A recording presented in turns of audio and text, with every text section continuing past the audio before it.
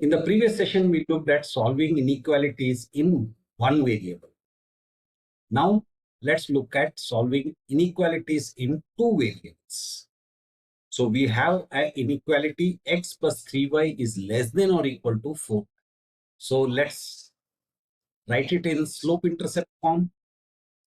3y is less than or equal to minus x plus 4, which implies y is less than or equal to minus x by 3 plus 4 by 3. The graph of this equal to part. So graph of the line y is equal to minus x by 3 plus 4 by 3 is this. Now we have to take care of the less than also.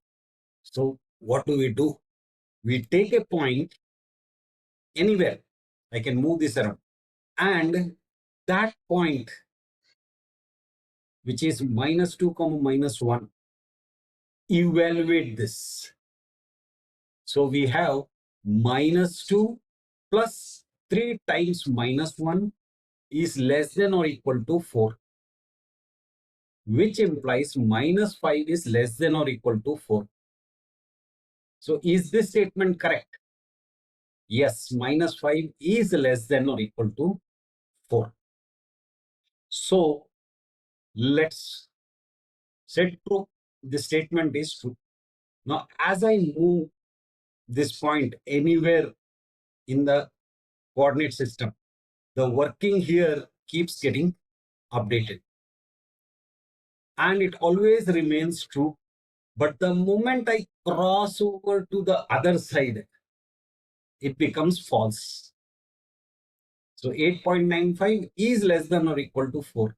So I'm verifying which side of the line satisfies the less than part of the inequality. Now, here it is happening automatically, but if we are doing it manually, then what would we do? We would choose the simplest possible integers. And the simplest is 0, 0, because substitution and evaluation becomes very easy. So 0 is less than or equal to 4, true. Now what about the other side? Which would be the simplest?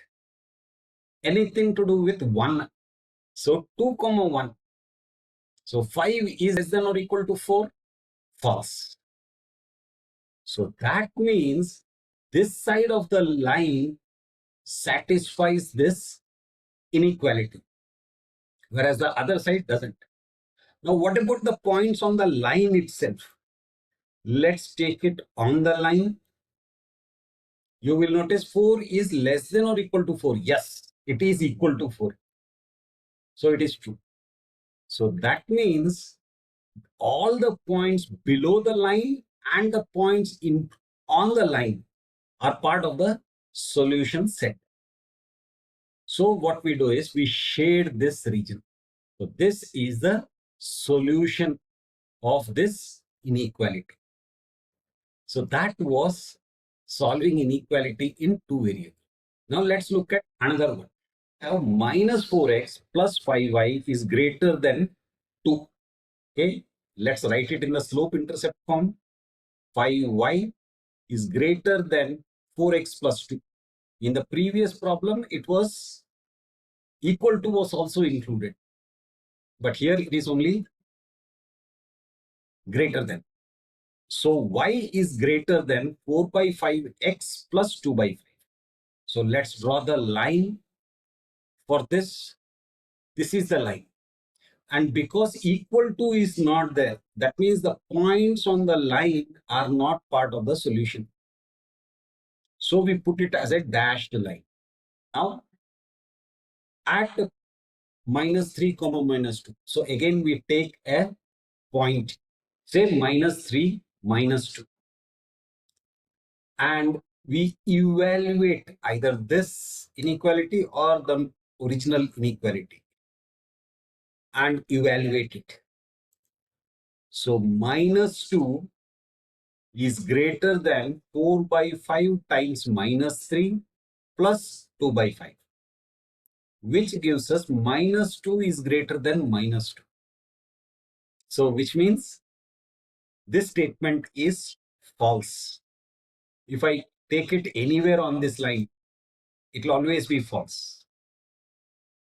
Because equality, this doesn't include equality.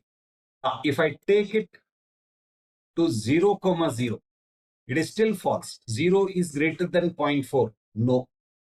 But if I take it above the line, it becomes true. So anywhere above the line, it is true. Below the line, false. On the line, false. So which means we have to shade the region above the line.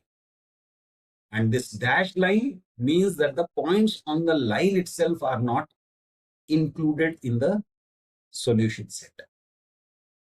So use a continuous line if the inequality contains less than or equal to or greater than or equal to. Use a dashed line if the inequality contains less than or greater than. A dashed line indicates that the points on the line itself are not part of the solution set. So as you noticed, procedure remains the same. In one variable, we were looking at a point on the number line itself. And we were drawing arrows to the left or to the right. Here, it's a region that we are looking at. That was solving inequalities in two variables. That's it for now. Bye.